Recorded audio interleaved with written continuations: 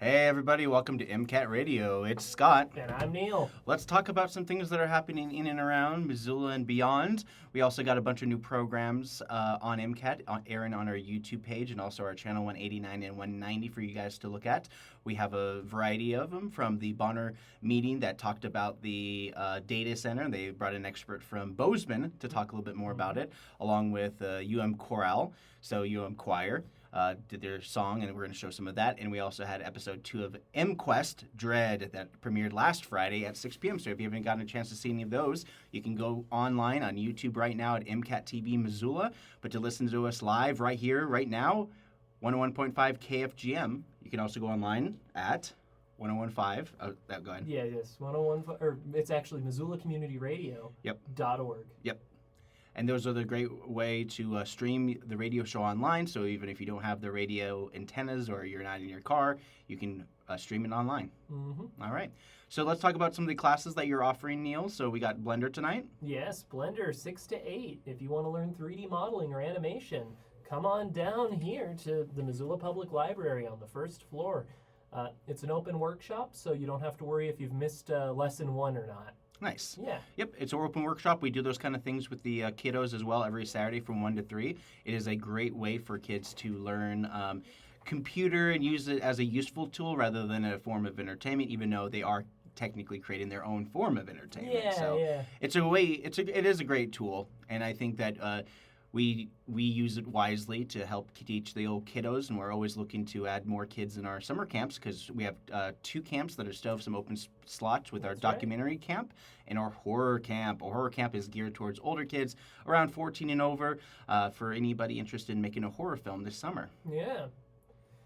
I know I am. I know I am. We just set our dates. We set our young junior camp counselors to help us throughout the summer. I already got them nailed down for their schedule. Mm-hmm. So I'm excited to kind of interact with a lot of those kids who kind of grew up in the program, but also just wanted to stick around a little bit longer and help us with the other kids and they're making movies. Mm-hmm. Yep, it's all about creativity and making movies and having fun along the way. And hopefully having the meme of the week, because we always have some kind of meme. There's always something that we work all week on, like that Star Wars one. Yep.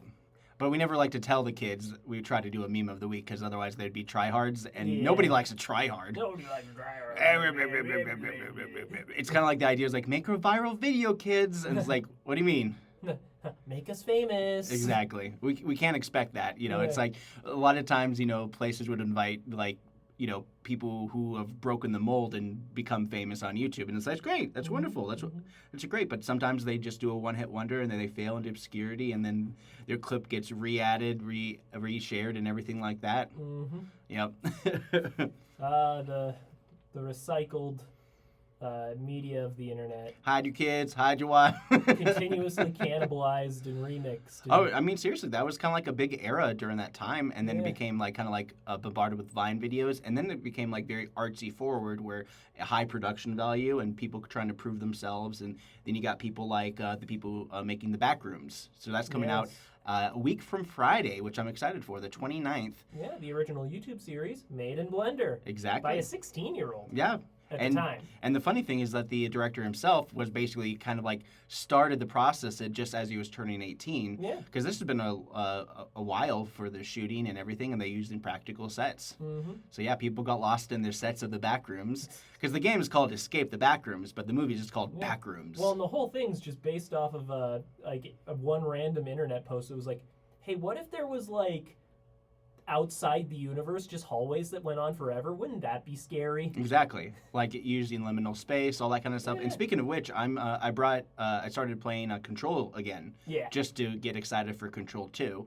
And if you haven't played that game, think of yourself as an adult 11 from Stranger Things, because they really like the bad creatures to have like a red glow, just very much like Stranger Things coded, and the whole Remedy Entertainment, they love the Twin Peaks. So David Lynch, if you like the whole influence of David Lynch, then you'll like Alan Wake and all those kind of games because they're very cerebral.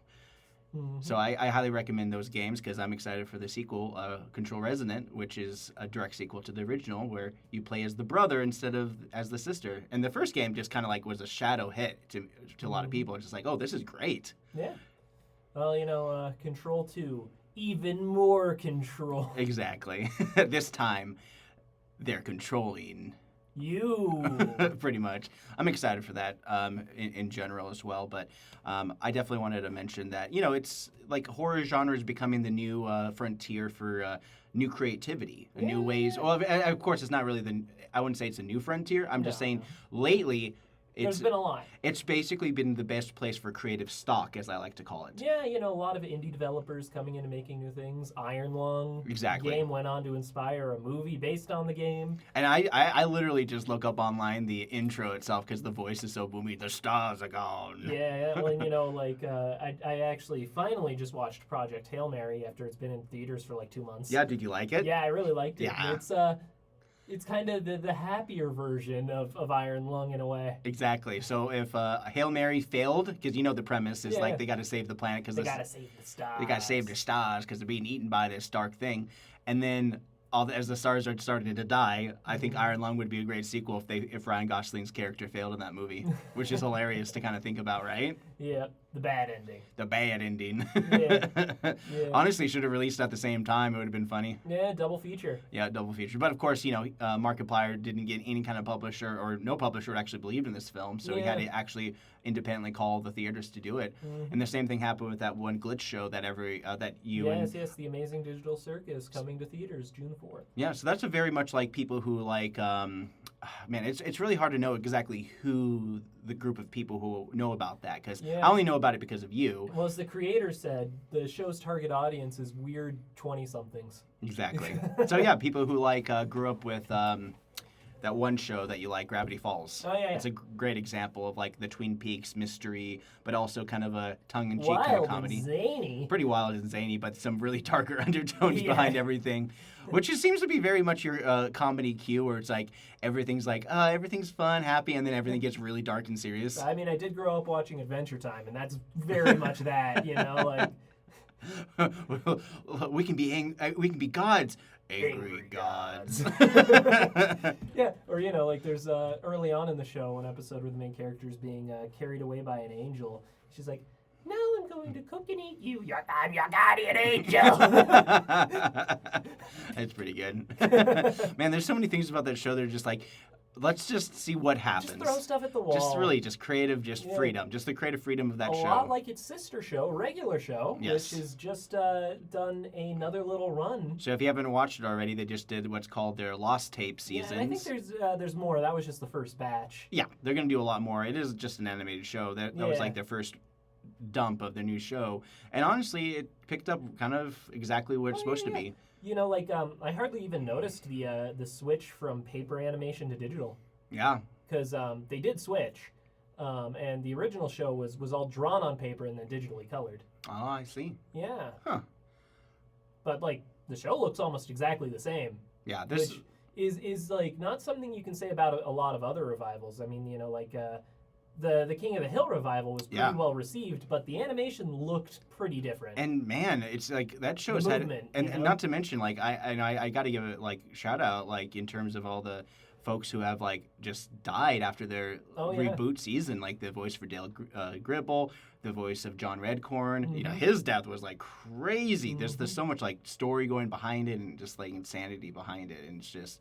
It is pretty crazy to kind of think about how you continue doing a show without the actors and everything. Yeah. I hope everyone knows at home, if you leave negative comments on our YouTube videos for our uploads of these shows, we'll read them like Dale Gribble. Right. I don't like this one. Pretty much. And they should play Grandma Got Run Over by a Reindeer again.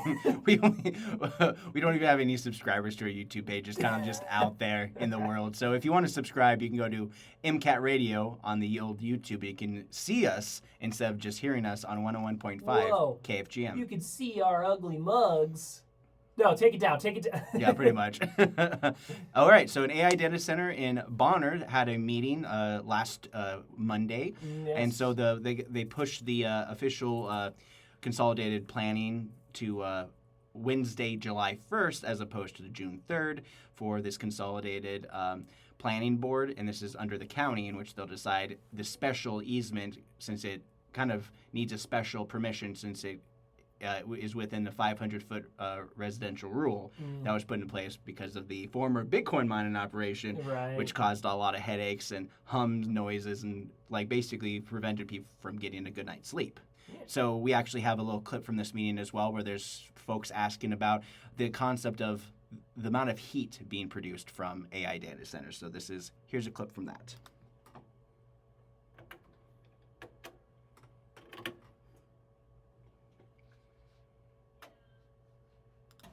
Yeah, and because this is a kind of a unique use, our very generic list of criteria that we look at doesn't include this, because most places we don't have to look at this, but it certainly is something I've asked them for information about. That's what much of the packet includes. And where there are questions or holes in information, we are absolutely entitled and will pursue getting information from them to provide enough information to the board to make reasonable decisions about that. I could add one comment. I do understand that the site was capable of 29 megawatts. At one time, there was some load there, sawmill or whatever, that was consuming 29 megawatts. Well, that's putting 29 megawatts of heat into the environment. So you can expect a similar amount of heat from a 29 megawatt data center as some other machine that's because they all emit heat, right? They're just more machines. So Did that answer your question, sir? Did that answer your question? Yeah. Yeah. Already asked question. Okay. Okay, cool. Okay. Wanted to make sure. And by air temperature, that was it. Perfect. Go. We got lots of questions. Go for it. If you, so when the Cranboo crew was here, they talked about using that excess heat for something constructive, like greenhouses or aquaponics or something. Is that at all part of their plan? We have been contacted by folks interested in helping them get kind of aligned with doing something like that. However, we have been told that this just does not generate the kind of heat necessary for something like that. And this is a learning curve for us as well. So I don't know how to really respond to that yet. Part of it is I have to take them on, faith, but then try to trust but verify, right? See if in fact they do generate heat that is going to create problems for this area, then certainly we would want to have them look at ways to resolve that. Okay, my question. All right, so there's a little taste of that Bonner meeting. You can watch the whole thing. It's on our YouTube page at MCAT TV Missoula. It just kind of goes over, he had an engineer guy talking about AI data centers and the kind of energy that they're going to be producing, and Bonner is not going to be quite on par with all the other major data centers. That seems to be their sticking point, because there's that opportunity to grow, so there's a lot of what-ifs going around, a lot of things happening with that, because to be perfectly honest, like if you think about it, like AI stuff like that, you have Club Cloud, which is already technically established AI place, but it's not a data center. Yeah, they're just more research, I believe. Yeah, AI research and whatnot. So it is kind of like one of those things that, I'm not for the data center just because of the kind of like the bad blood that just those kind of data centers create in general, because it seems like AI is the main target as opposed to, well, what about all the other data centers for, like, when people upload to YouTube, Google Drive, all that kind of stuff, all those data farms that are needed to hold all that extra data, not just AI. But I understand that AI is definitely one of the things that needs so much more data You heard to about compute. the proposed one in Utah, right? Yes, that one that was a complete disaster. The size of Manhattan. And the county themselves, the commissioners or the representatives, did not take public comment at all. Oh, really? Yes. I didn't know that. So they took out the whole, democracy part of approval. Yeah. But at the same time, like this one particular case that I've noticed is that the only reason they're having this consolidated planning meeting is because it's within 500 feet of a residential. Right, because otherwise they could just approve it. Exactly, right? because they signed all the documents, they checked all their boxes and everything It's like like that. opening any other business in that way. Exactly. But then there's the idea that, because the federal government and all that kind of stuff are not actively regulating this kind of stuff, we fall into the same trappings of, like, social media is addictive. That's why there was that long ongoing lawsuit that nobody really even heard about between, like, Meta and X and all that stuff because Zuckerberg and Musk were sued about how the addictive qualities of social media and stuff like that. I don't know if it was Musk exactly, but it was definitely Zuckerberg. Social media companies. I heard YouTube got sued in a similar way. Yeah, but they're saying that this particular case was as big as the cases against cigarette smoking. So there's going to be some dramatic changes because, well, of course, you never know about the appeals process because America, if anything, is good about appealing to a point where you can pretty much do what you want, which is very similar with the couple that built that home in Glacier National Park. Oh, yes. They appealed to the Ninth Circuit. They got approval so they can continue building on that weird private property that is technically legal because it came about, I guess, homesteading before 1911 or some kind of ruling, and it is kind of kooky. Yeah, never got eminent domain. Yeah.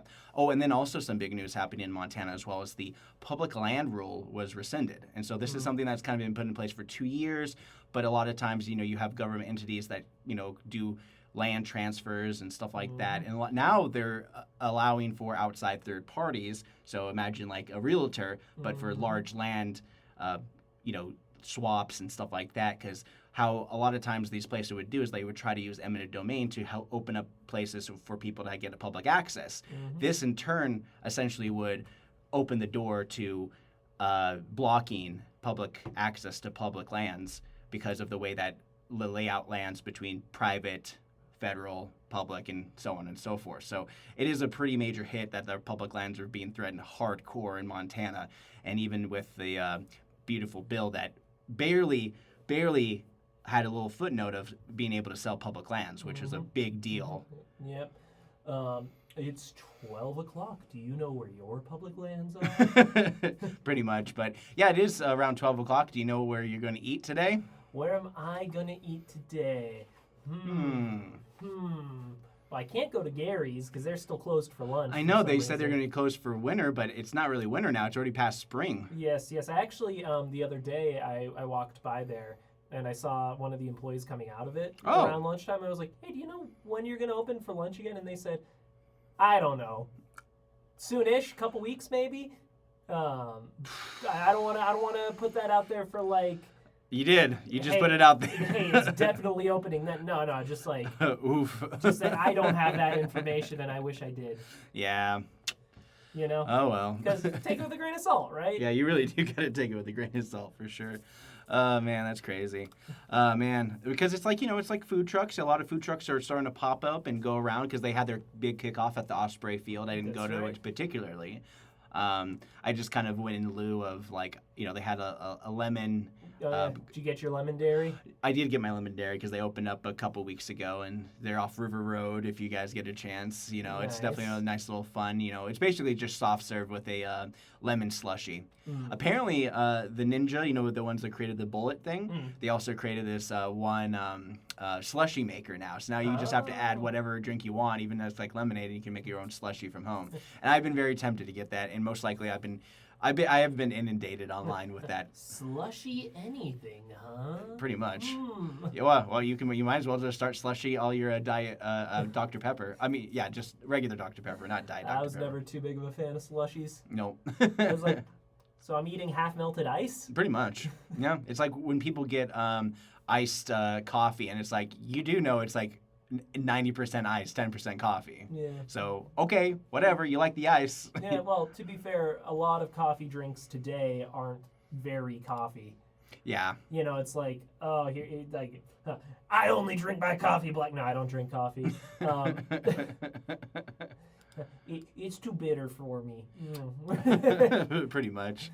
All right, so let's talk about some city council stuff. City council last week are looking to approve the Midtown Commons tonight officially with developer Miramonte. This is the project that has gotten some concerns of the local residents of Missoula about this one site that the city acquired this property and are looking to sell it to Miramonte for them to develop over 200 units of residency in and around basically behind Bob Ward's, extending the street. Yes. So if you've ever driven by Bob Ward's, they have a street that kind of goes nowhere in a way, but it's supposed to be extended a little bit further, and then it's going to have like green space. And then right next to the train tracks is going to be that kind of like those high-rise kind of condo apartment type buildings. Yeah.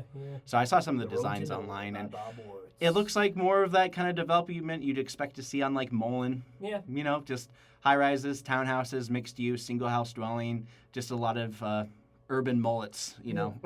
Boxes made of ticky-tacky. Pretty much. Yeah. I mean, I don't want to say for certain, but it's, you know, they've basically come up with preliminary designs and get an idea with the additional green space on top of that. And, you know, they want to have all the levels of housing from low to mid to high level kind of housing. It's just, you know, generic just housing stock, which goes up on par with what the city's goals are, because the city is all about like big picture stuff, and then of course the local smaller part of that community has been pretty much unhappy with the way the city has been doing it, to a point where they've hosted an abundance of public meetings, but many of them are just not like convinced. And you're going to hear a lot more about it on Monday night's meeting tonight at 6 p.m. at City Council chambers, so look out for that. And also I wanted to mention that the Riverfront Triangle, the one not to be confused with the one where, you know, the Fox Triangle next to Orange Street, you know, their next step is to build the hotel, conference center, trail, park extension north side of Orange Street Bridge.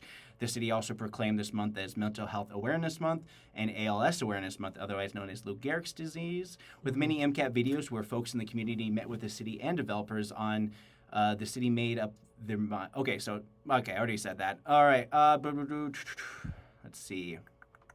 I don't have much going on in terms of that. Looks like everything got moved forward.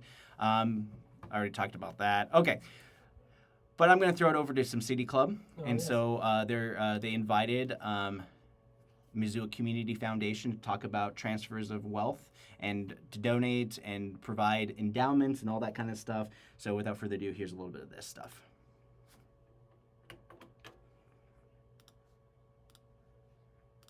We held the endowment for the Darbytown endowment. Last year I went down there during their grant making procedure. I sat down at a table with a group of folks. They were going through their grant applications. Me and the other woman from the community foundation sat with them as they went through their applications and just provided support. They asked what we thought. They ended up giving grants, as you can imagine, to their local food pantry and library, among other things. So what we all came here for today, right? The transfer of wealth. We're talking to people across the state about this vast transfer of wealth that's going on. As all of us know, baby boomers are aging and passing away. And oftentimes these folks that live here in Montana, their kids have moved out of state. So some of their wealth is leaving our state. So we're talking to folks every single time we meet with them. Hey, what do you think about? What legacy are you thinking about leaving to support the community that you have lived for however many years? Nep and Mary Ellen are great examples. In what ways do you want to support your community? So an estimated $37 billion is transferring from one generation to the next by 2030. The opportunity is to capture 5% of that wealth. That would be $1.85 billion. If we endowed that, that would allow $83 million every year to be invested back into our state for the nonprofits, the causes that we all care about. I'm out of time, but I'm going to go to Missoula and then I'll be done. And we have data for all counties across the state. You can go to our website. There's an interactive map. You can hover. But in Missoula, an estimated $3.6 billion is being transferred between 2020 and 2030. We're coming right up on that. If 5% were invested in endowments, that would be $180 million. And that would mean $8.1 million for Missoula County in perpetuity. Oh, I should say, endowments are permanent. Y'all probably know that. But most of the vast majority of the endowments that we hold at Montana Community Foundation are held in perpetuity or forever. So, all right, so endowments. You learn a little bit more about endowments, And, that has everything to do with the idea of like where you're going to have money that goes into investments and banks and high yield savings, all that kind of stuff that helps basically make money by doing those kind of processes through banks. And so, endowments are fun. Endowments are a great opportunity for a lot of organizations to give even after they're done giving officially. So, those are the kind of things that, something big to think about as the boomers are getting older. And, that's just something to really think about. Yeah. Yep. I think what are the youngest boomers now, like in their late 50s, early 60s now? And then the older boomers are in their 90s. So I don't know how the generations work, but, the boomers definitely have a large swath of... There's the thing is generations, in a very real sense, aren't real. Yes, that is true. Because allegedly it's supposed to be every 20 years. But then, not everyone... I'm a zillennial. Exactly. I'm a we'll see, like... A janitor? I'm a janitor. The generation senator. You might as well call them janitors because they're going to have to clean up the mess that the older janitors... Well, that would actually be a good term that the media should use later on, where janitors, our generation, cleaning up the messes of former generations. Well, see, I'm Gen Z, but my dad's a boomer, therefore I'm actually Gen X. Oh, technically, yeah. I mean, my parents are boomers, so yeah, I'm a Gen X.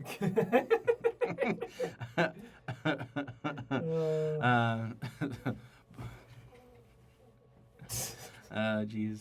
All right, let's talk about some other news. We got some sad news coming in the international animals rescue. There was a old lone humpback whale that went into the German Baltic waters a couple weeks ago. Was kind of leaving their bigger ocean, and then they spent $1.3 million to basically barge him back to the North Sea. No. And then almost after a week or two, the whale was found dead. No. Yeah. Just let the whale go where it wants to. Yeah, pretty much. Yeah, it was one of those kind of things where it's just like, I'm sure they had a reason. And to nature do is it. cruel in general. It's like a lot of times whales, especially maybe this whale was already ready to die, which is why it probably came into the shallow waters of the Baltic Sea. So when they moved it, it basically became, it's kind of like one of those situations, I know I hate to say this, but when you have an older parent going to hospice care, but then they're there for 3-4 months instead of a couple weeks. So it's like, it's the same thing with whales too. That's just my interpretation of the situation. Beautiful creatures. Yeah, beautiful creatures. Humpback whale, they can be heard 10,000 miles away, their voice alone. Yeah. So. Yeah. Also, wanted to mention tall people gatherings happening. There's one software software salesman went around and he just basically made social media posts because he's like 6'9". He's a tall guy. And he was like, is there any other tall people in this town? And then people just started showing up tall. And then he became the tall guy whisperer, essentially. And it goes to different towns. And the more recent article in AP News is something that I really found kind of funny because they had 750 people show up to their Seattle tall people meet and greet with how tall do you have to be in this group? For guys, you have to be 6'1". Okay. And for women, you have to be 5'8". Okay, so I do qualify. Yes. I'm 6'2". Yep. Finally, some representation for us tall guys. Well, if you want to feel like the short guy, then yeah, that's where you got to go. Yeah, I mean, more and more people these days are becoming more averagely extremely tall. And then, of course, apparently the how it works with the people over 6'1" and women over 5'8", I think that's usually about 5-10% of the population overall. Yeah. But I think that the pool is very much along the lines of the whole entire world because there's some places and countries that are just normally short people in their culture. So, yeah, I mean, from 30 people in Tampa Bay, Florida, to 750 more recently in Seattle. This is Tyler Bargentino. Many of the people, they even got their own token tall boys who reach about 6. There's two brothers that are, one is 7'3" and one is 7'4". Woo. Yeah, it's crazy. Hey, you want to be in a movie? Yeah, pretty much. And then they got they tend to crown the tallest of both women and men, and this one in Seattle was a mother-son combo with the son being 16 years old, reaching 6'9", and his mom was like 6'4". So yeah, there's definitely some tall people there. It's crazy to kind of think about, I think, and a big push too, of course, he's, trying to expand the speed dating sphere of it as well for more tall women to have taller guys. Right. That's funny. The ultimate goal, tall guys. So something fun there for you guys listening. I don't know. I think maybe it's actually for the tall guys who are interested in taller women. That's true. That is true. But tall guys, they have it easy. Finally, representation for us. Yeah. Yeah. Also, I wanted to mention last weekend was Maggot Fest's 50th anniversary. So That's right. the Missoula Maggots, which are the rugby team here in Missoula. So if you haven't been in Missoula as long or don't know anything about it, a bunch of guys came together and be like, hey, let's start our own rugby thing back in the Maggot life, 70s. Represent. Represent. So they had 48 teams from all over New Zealand, beyond, just here in Missoula to celebrate this. Oh, yeah. It's all fun, all games, all of them just hitting each other, constantly trying to get the ball past the field. And rugby is one of those sports that are just like, imagine like you're playing football, American football, but with European soccer rules. Yeah. Where you're constantly moving and you never really stop. You can only pass backwards, but you can kick forward. That's right. So it's one of those kind of like you're all over the place, but it is a constant motion game. So Yeah, there's no yeah. timeouts. There's like ready, hike. There are moments like that, but that's only when you score. Yeah, well, like I've said that the clock in football stops entirely too much. Yes. Like I think having it stop for a few things makes sense. Yeah. But like, I don't know. It'd be you'd get more of those like heart pumping like, oh, are they gonna make it moments if the clock just kept going. Well, that's why they invented like things like speed chess, because chess can last forever if you let it. Yeah. And the same thing with baseball. If you ever listen to George Carlin's monologue for SNL, the very first episode, his comparison between baseball and football is like football has time limits, while baseball is you just don't know when it's gonna end. Yeah, exactly. Baseball could be like that or like. I mean, seriously, there's a reason they call it the seventh inning stretch. America's pastime. Yes. Not really anymore, but that's what they call it. Yeah, it's always good to have those kind of labels, just to kind of like get people excited about those kind of games for sure. Yeah. Yeah, because there's always a new game going out, and people are just like, this is the best thing ever. Like pickleball, which is like low intensity tennis essentially. Nice. And who doesn't want to play pickleball? But who named it? I don't know. Maybe they use pickles. Maybe there's a bunch of people who say a bunch of stuff. I've heard a lot of stories about the origins of it. For the most part, it's like, when you can look up the real reason, but most people like the fun reasons. It's like, we got too many pickles. We're gonna hit pickles back and forth just for fun. Yeah. Hey guys, I got an idea. Make it a ball and just still call it pickleball. Pickleball. Yeah, get it? No. Pickleball. Okay, if you say it enough times, we'll just name it pickleball. Pickleball. It's like the guy who just is like it's like he's so hell-bent on just saying pickleball over and over again. Pickleball. Okay, relax, okay. Pickleball. Right. All right, we got a special music clip from the choral program. They did a program a couple weeks ago, and this is the program is called The Change We Need. So here's a little taste of that.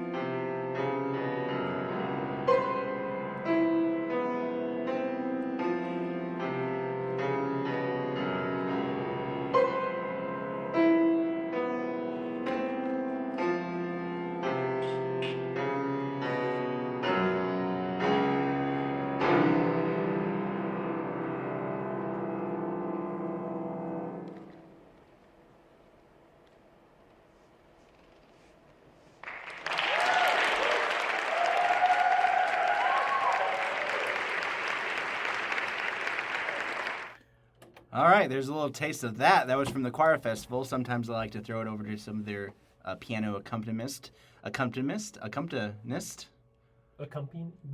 Exactly. Accompany pianist. Yes. To give them a chance to kind of shine in their own way. And so that was their song that they played for everyone in that concert. So if you want to check out the entirety of that concert, Choral Program, The Change We Need. So, Scott, I just watched that new Star Wars show, Maul, Shadow Lord. Maul. Yeah. Maybe the best looking a Star Wars animated show has ever been. It's the same thing when I first watched the first couple episodes of The Bad Batch. I'm like, woof. Yeah. The crispiness, the cleanness. I think they really took some stock of what they did with the Arcane show. Yeah. Like the Maul one is like, they go with like the hand painted texture look.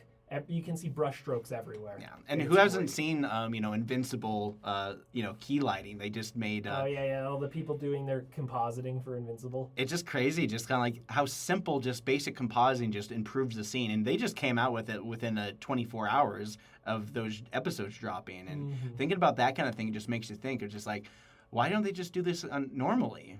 In general, like before, because the way that people make it look easy. Well, but then you gotta have to hire compositors. And, yeah, that is true. a different job. It is a different job because, Amazon's Invincible, the show about superheroes and plenty of blood and gore and violence, they spend more money on their actors than the animators because you have, I think it was like, $1.8 million just so they could pay the like high level actors from like J.K. Simmons, Steven Yeun. I mean, even like celebrity cameos like left and right. It's kind of ridiculous. Yeah. I just saw a clip where one of the guys behind Invincible was like, actually, we had J.K. Simmons read for a different part at first. Yes. Yeah. He was supposed to be Cecil, which actually kind of would have made sense. I can see it, but because he's such a good Omni-Man. Oh, he's the best Omni-Man. But I remember because I can see that because he was in Burn After Reading. He was one of the government G-men who was in that office towards the end.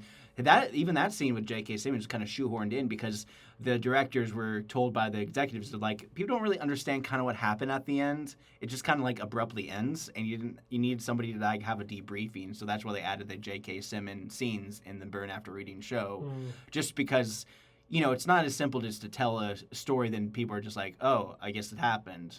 Yeah. Because there has to be some clarity, and I get it. You don't need to hold their hand the entire time. It's like when you listen to sports on the radio, you don't need to hear the score every 5 seconds to know what score it is.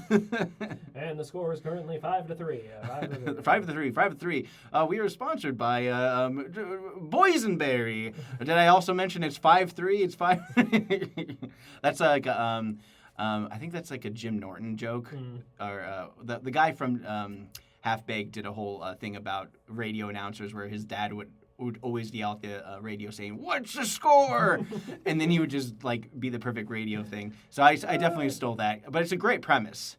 I can't even think of his name. But regardless, some stuff like that. So you're mentioning some things on the subreddits, anything happening in the Missoula subreddit. You're also mentioning somebody who was just constantly putting breaking news out there. Yeah, I think their Reddit app messed up while they were trying to make a post because they just made this exact same post saying breaking news, and it's talking about the weather. Yep. And there's like 5 or 6 of these exact same posts. My favorite one was somebody posted with a bumper sticker that says, "I'd rather be in traffic on reserve," as they're about Stay off reserve. No, as they were about to turn on to reserve. So I thought that was pretty funny. I thought that was pretty great. Yeah.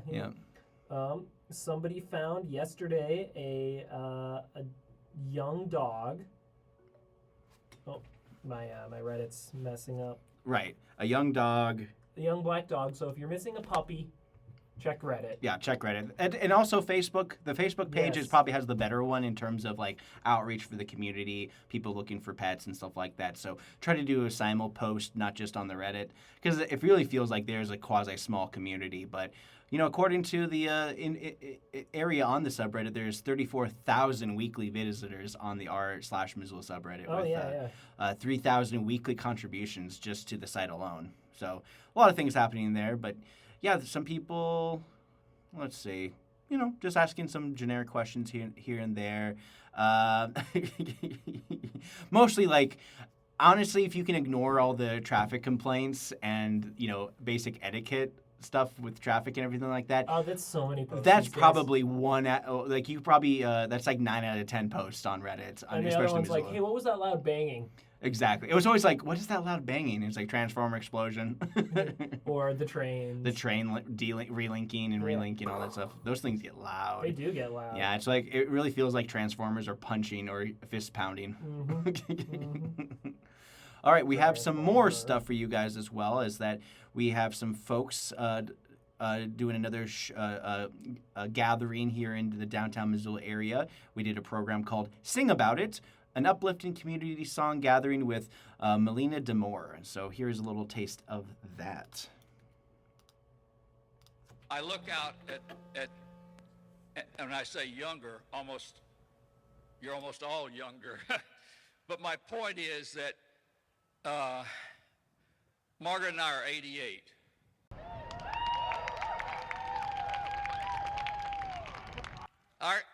Our time in the Ark is almost over.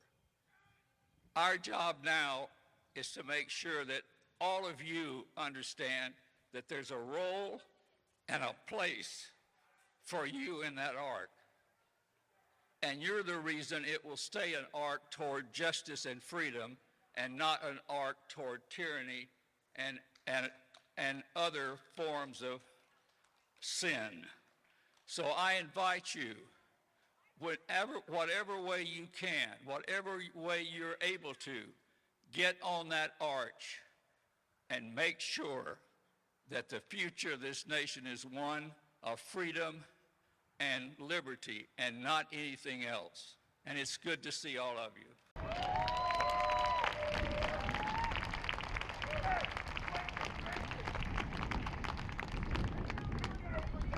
So we joined the Ark in the 60s.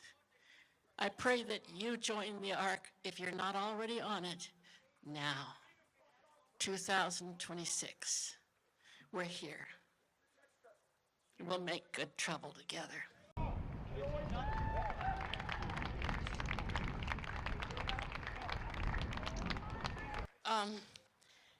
Melanie has become a friend of mine. A friend of David's, a friend of Brett's. She's a friend of everyone's that she knows. She calls me on the phone. I'm so honored because she is a Grammy Award runner-up, and she is known all over the world as a song leader, activist. For 30 years, maybe. And so I'm so honored to put you in her presence, to sing with her. Our friend, Melanie Demore. Hello, everybody. Oh, am I glad to be here with you. And you know, I love me some Margaret and David. And let's just look around. I'm gonna come right here, so there might be a little squeaking. Hi. It's kind of a little bit windy, but I always like to start off these things with just a little prayer, you know? And let's decide today that we're gonna hold each other up. Let's just decide that. Goes without saying. And that we want to wrap our arms around the entire planet. Can I see you nod your head? Nod it. Can I hear you go, Look at each other and go, We are here together. So I'll start off with a little prayer song just to center us. When the day breaks, when the sun goes down, I can hear the song of the wind. When the sun goes down, and I pray for peace, and I look to the light. When the sun goes down, I pray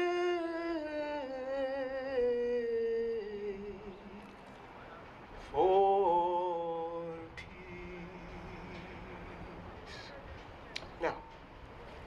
going to start off little column of spots. So realize that for years, I conducted a children's choir in Oakland, California, 428 first, second, and third graders. Just take a moment. Just try and picture that. Yes, all at once. And so we always started out with a song because it was a choir, and that's how it goes. So you're going to repeat after me, and we'll start clapping.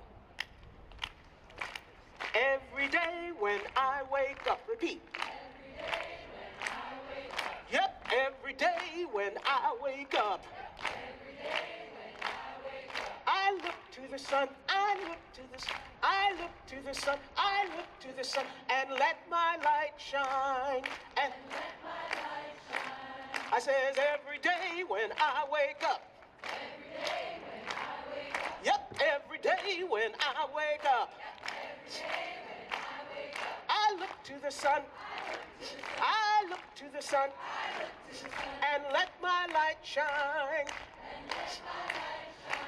I said every day when I wake up, come on. Every day when I wake up. Whoop, every day when I wake up. Every day when I wake up. I look to the sun, I look to the sun, and let my light shine. I says every day when I wake up. Come on. Every day when I wake up. What? Every day when I wake up. Every day when I wake up. I look to the sun. I look to the sun. And let my light shine. What do we do? Every day when I wake up. Come on. Every day when I wake up. What? Every day when I wake up. Every day when I wake up. I look to the sun. I look to the sun. I look to the sun, and let my light shine, and let my light... Harmony! Yes! And we clap. Now, hands out like this, everybody. Here's the thing. There's a little taste of Melanie Demore right there. So I brought up her little synopsis to give a little taste of what she's all about. She's a 3-time Grammy-nominated singer/composer, choral conductor, music director, and vocal activist who believes in the power of voices raised together. In her presentations, Demore beautifully brings her participants together through music and commentary, facilitates vocal and stick-pounding workshops for professional choirs, community groups, as well as directing numerous choral organizations across the U.S., Canada, and beyond. She is the featured presenter of Speak Out. The Institute for Social and Cultural Change works with everyone from Baptists to Buddhists, and was founding member of the Grammy-nominated ensemble Linda Tillery and the Cultural Heritage Choir. So, going around, touring, doing their thing, putting themselves out there, and you guys can check it out. It is highly produced. So, MCAT produced a very great version of this particular one with multiple cameras that you can watch right now on our YouTube page. Sing About It, an uplifting community song gathering with Melanie Demore. So you guys can enjoy that. So we were about the last 10 minutes of our episode. Is there anything you wanted to kind of bring up, anything you wanted to talk about before we talk about Dread? Not finding much, so we could talk about Dread now. So Dread is a game that we played here at MCAT for MQuest. It's one of our, where we try to do role-playing, tabletop-type games here and try to broadcast it. And so we just did a 4-episode stint of Dread, which is a D&D-inspired Jenga game. Yes. So imagine you're playing D&D, but the well, only... not Jenga. Jenga's is Hasbro. It is pretty much. But it's not, because, they can't say Jenga, even though it's pretty much Jenga. Yeah, it's a Timber Tower game. Timber Tower. The whole mechanics is that you're basically playing D&D, and instead of rolling for initiative, you pull a brick, and whether or not that the tower falls, it determines whether or not you die or you're no longer part of the game. That's so right. That's what Dread's all about. It's probably an easy entryway for people who lack the math skills needed to keep up with all the intricate designs of their character and call sheets and hit points and everything to do with creating their characters. So when all you got to do is just have a improv background, imagination when it comes to creating your false character. Imagination? What's that? In this economy. In this economy, I imagine myself a rich man. No! It's not working! It's not working! You listen to 101.5 KFGM, where you're not rich. This is community radio, where we're always looking for donations to help promote local independent voices here in Missoula. And you can also promote your independent voices on MCAT as well. This is our companion show with KFGM and Missoula Community and Media Resource. That's right. So you're going to play us a clip from Dread? Yes, let's play it. All right. Here's a little taste of MQuest's Dread, featuring the folks here at the Missoula Public Library.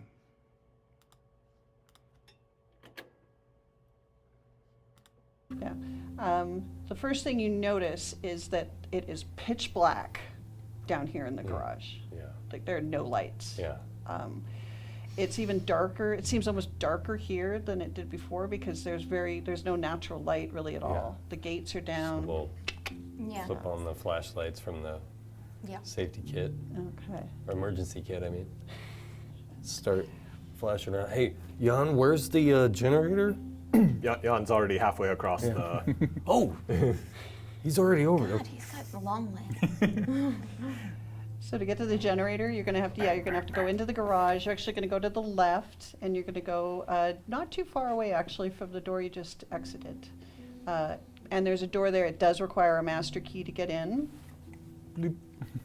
Okay, so you have your master key. You're looking at the elevator doors. Yeah, I was kind of flashing around to see if I saw either Malcolm, and then looking to ask Jan how far he had to go, and he's already basically there. So I'll turn back and look at the elevator, and flashlight in there, shining around. Any sign of Malcolm? No. In fact, you see both of the lights for going up. The light for going up is on, but the doors are not open, and there's no Malcolm. What are you doing in the elevator, Malcolm? Banging on the inside of the door. Okay. Hello? Hello? Anybody out there? So if you go in through those double doors, you would hear him. Are you okay for a sec? I'll go. I'm just gonna sort of hold on to your arm in like a vice grip. I'll do the left arm. I'm used to that. My mom always does that. Anytime scary movies, driving, going to the Sun not Road. letting go. Yeah. So I'll poke my head in. Malcolm? The elevator works. Oh, the door's not so much. Oh, you are. I knew I should have taken the elevator. All right. Well, we'll come up and I'll take a look at the doors. Sounds so cozy. They are the kind you can prise apart. Okay. Yeah. All right. Well. I'm gonna have to make you do a pull though. Yeah. I'm gonna pull on this door, and we shall see. I'll offer more. From the bottom. Yeah. What is it? That seems. Always good. Right there. Always good. It's the middle one. Don't put it on. Still steam. Excellent. So yeah, trying to pull the doors. You are successful. Okay. You are able to open them up, and you see Malcolm, who's been standing there in the All pitch right, so black. there's a little taste of some Dread for you guys. Dread. It is a fun tabletop game, and we have it We'll airing. definitely be playing more. Yep, we're halfway through it. I also wanted to ask you, because your sister really wanted to play. Oh, yeah. And I messaged you a couple weeks ago that maybe I should bring my older sister, too. So it would be the battle of the families. The battle of families. Well, and then, We'll leave out the middle kids. And then Molly was interested in DMing. Cool. Yeah. That'd be fun. We just have her do it, and then we just all just kind of operate it. Dread. I'm dreading recording that, Scott. Well, yeah, especially if we're going to be on camera, we're going to need some people to like train them up on the TriCaster, right. which we also do lessons here at MCAT. Amongst our mini lessons as well, we try to do a studio lesson to teach people how to use the TriCaster, the lighting, how to use our studio space every Saturday at 4 p.m.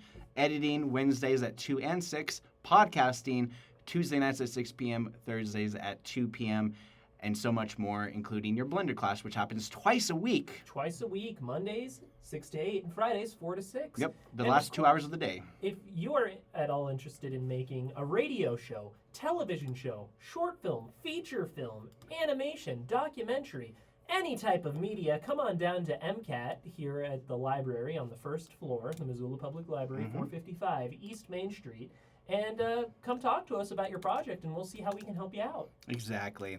We're in the vein of some interns. So we got not just one, but potentially 2 interns here at MCAT. The second one is our old friend Doug. Oh, right, Doug. Yes, so he's going to be helping out with our group that's going to be coming into MCAT tomorrow. That's right. This is going to be a big group coming to the library for a nice visit to kind of get an idea of this is a tailor-made tour just for this school group. So yes. MCAT's going to be part of the Under One Roof cabal. The axis of Under the Roof. Under one roof. Just call ourselves the axis of Under One Roof. The axis of roof. The axis of roof, yes. And the axis is spelled ACCESS. Because it is public, and it is access. Yes. The public true. access. Yes. I have a lot of thinking to do about that, Neil. All right, we're pretty much wrapped up. Yep, you've been listening to MCAT Radio on KFGM 101.5. Take care, everyone. I'm Scott. And I'm Neil for MCAT Radio. Thanks for listening.